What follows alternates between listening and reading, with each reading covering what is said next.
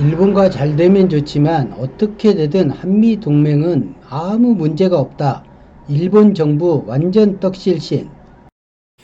유엔 총회 참석을 위해 출국하기 전 문 대통령은 공항청사에서 주한 미 대사를 만나 일본과 최근 어려움을 겪고 있는데 이 문제가 한미 동맹에 영향을 주어서는 안 된다고 말했고, 이에 해리슨 주한 미국 대사는 트럼프 대통령도 그 내용을 잘 알고 있다고 말했습니다. 아주 의례적인 말을 주고받았는데 일본의 입장은 한국과 아주 다릅니다.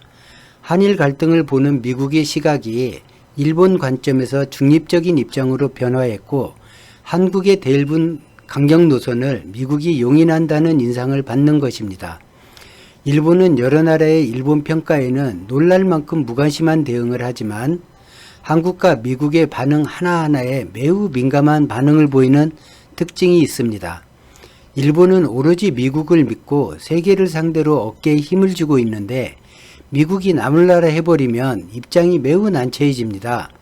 특히 저자세 외교로 일본을 대하던 한국 정부들의 명령조의 협력을 요구하던 습관은 아직 여전히 남아있고, 일본 정부의 그 습관은 일본 전체에 한국은 일본이 꼭 필요하고 일본이 없으면 무너지는 경제가 한국 경제이며 수출도 한국이 마치 애원해서 해주는 것처럼 인식하고 있었는데, 이번 무역제재 이후 일본으로선 떼쓰는 아이를 혼내는 것처럼 너무나 당연한 제재를 한 것인데 한국이 수긍하고 사과를 하기는커녕 터무니없는 주장을 하며 생떼를 쓰고 버릇없는 자세로 일본에게 대항한다고 아직도 굳게 믿고 있습니다.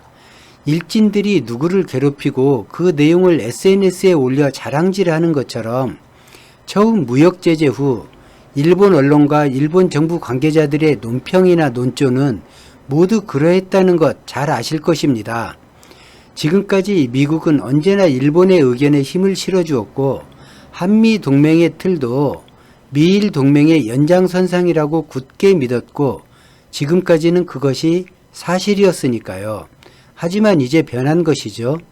한국이 GDP 세계 11위, 수출 세계 6위, 군사력 세계 7위, 어느 부분이든 스스로 원하는 역할을 할 정도의 국력을 지니게 되었다는 걸 미국도 자각하게 되었다는 것입니다. 꼭 필요했던 미군은 아직 있으면 한국의 이익이 많은 미군으로 위상이 격화되었죠.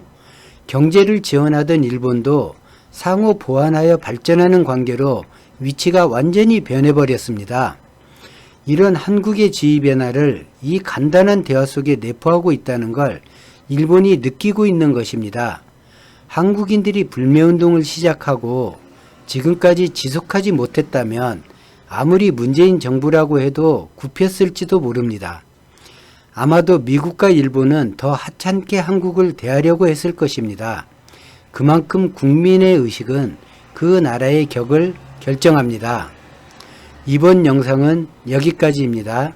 고맙습니다.